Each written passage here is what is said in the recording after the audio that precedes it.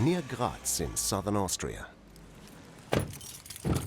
Here, search and rescue dogs are called in when police forces need help in the search for missing persons.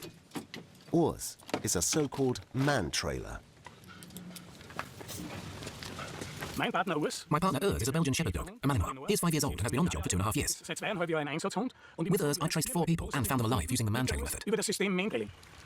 Today, Urs is on a training trail. His challenge, to find a mother and her son. One short sniff is enough, and Urs has memorized the scent of the missing person. By licking his nose, Urs binds the odorant molecules to his olfactory receptors. Once the odor is stored securely in his brain, Urs knows exactly the scent he needs to follow. Now his nose does something remarkable. It registers human skin flakes in the air. Every person loses on average 40,000 skin flakes per minute. Invisible to the naked eye, these particles leave behind a specific scent that is unique to every one of us, just like our fingerprints.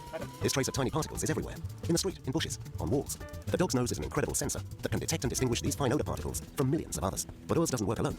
Man-trailing is a team effort.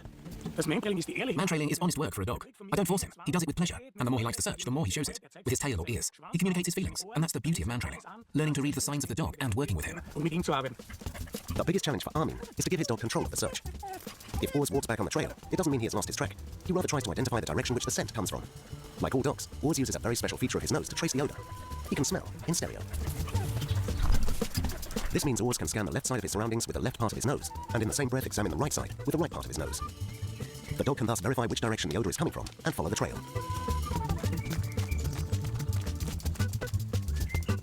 In the end, the biggest reward for Armin and Urs is to find the missing person.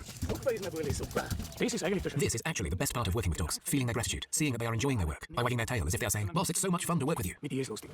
Dogs have shown that they can track our body odor, but can they also recognize changes inside our body?